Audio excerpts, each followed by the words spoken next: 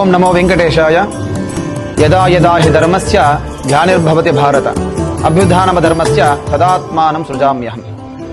ಸಮಸ್ತ ಜನರಿಗೂ ವೈಕುಂಠ ಏಕಾದಶಿ ಶುಭಾಶಯಗಳು. ಇವತ್ತು ಏನು ವೈಕುಂಠ ಏಕಾದಶಿ ಪ್ರಯುಕ್ತ ಶ್ರೀದೇವಿ ಭೂದೇವಿ ಸಮೇತ ತಿರುಮಲ ವೆಂಕಟೇಶ್ವರ ಸ್ವಾಮಿ ದೇವಸ್ಥಾನದಲ್ಲಿ ವಿಶೇಷ ವಿಜೃಂಭಣೆಯಿಂದ ಎಲ್ಲಾ ಪೂಜೆಗಳು ಕೂಡ ಶಾಸ್ತ್ರೋಕ್ತವಾಗಿ ನಡೀತಾ ಬರ್ತಾ ಇದೆ. ಪ್ರಾತಃ ಕಾಲ 5 ಗಂಟೆಗೆ ಸುಪ್ರಭಾತ ಸೇವದೊಂದಿಗೆ ವೈಕುಂಠ ದ್ವಾರ ಪ್ರವೇಶ, ವೈಕುಂಠ ದ್ವಾರ ಪೂಜೆ, ತಿರುವಾರಾಧನಾ, ಶಾತುಮರೆ ಪೂಜೆ ಎಲ್ಲವೂ ಕೂಡ ಸಂಪೂರ್ಣವಾಯಿತು. ಭಕ್ತಾದಿಗಳು ಅತಿ ಹೆಚ್ಚಿನ ಸಂಖ್ಯೆಯಲ್ಲಿ ದೇವಾಲಯಕ್ಕೆ ಆಗಮಿಸ್ತಾ ಇದ್ದಾರೆ. ಹಾಗಾಗಿ ಎಲ್ಲರಿಗೂ ಕೂಡ ಆ ಭಗವಂತನ ದರ್ಶನ ಸದಾಕಾಲ ಇರಲಿ. ನಂತರ ವಿಶೇಷ ಪುಷ್ಪಾಲಂಕಾರ ದೇವಸ್ಥಾನದಲ್ಲಿ ದಶಾವತಾರ ಕೂಡ ವಿಶೇಷವಾಗಿ ದಶಾವತಾರ ಅಲಂಕಾರ ಕೂಡ ಮಾಡಿದ್ದಾರೆ. ಮತ್ಸ್ಯಾಕೃತಿ ಮಹಾವಿಷ್ಣು ವೇದ ಉದ್ಧರೇತ್ ಮತ್ಸ್ಯಾವತಾರ ಹೇಳುತ್ತೆ. ಕೂರ್ಮ ಮಂದರ ಉದ್ರಿತ ರಕ್ಷಾಂ ಸರ್ವದೇವತಾ ವರಾಹ ರೂಪೋ ದೇವಾನಂ ವಸುದಾಯಿ ಸಮುದ್ಧರೇತ್ ನೃಸಿಂಹಾಯ ಮಹಾವಿಷ್ಣು ತನಂದಜ ಮಹಾಭುಜೆ ವಾಮನಂ ಕುಬ್ಜ ರೂಪಾಢ್ಯಂ ಭಾರ್ಗವಂ ಮಾತೃಹಂತಕಂ ಅಂತ ಹೇಳತಕ್ಕಂಥದ್ದು. ಆಗ ವಿಶೇಷವಾಗಿರತಕ್ಕಂಥ ದಶಾವತಾರಗಳು ಕೂಡ ಇಲ್ಲಿ ನಾವು ಕಾಣಬಹುದು. ಅಂತ ವಿಶೇಷವಾಗಿರತಕ್ಕ ದಶಾವತಾರ ಒಂದು ದರ್ಶನ, ಈ ಒಂದು ತಿರುಮಲ ವೆಂಕಟೇಶ್ವರ ಸ್ವಾಮಿ ದರ್ಶನ ಎಲ್ಲರೂ ಕೂಡ ಪಡ್ಕೊಳ್ಳಿ.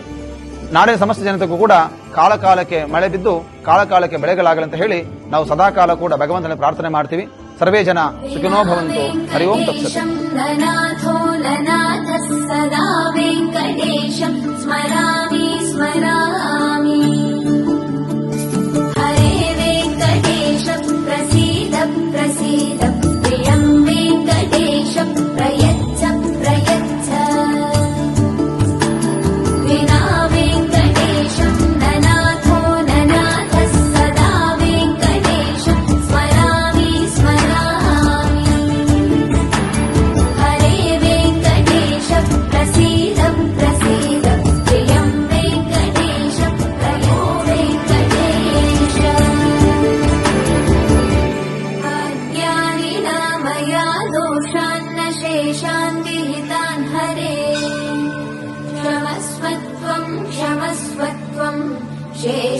शेषशैलशिखामणे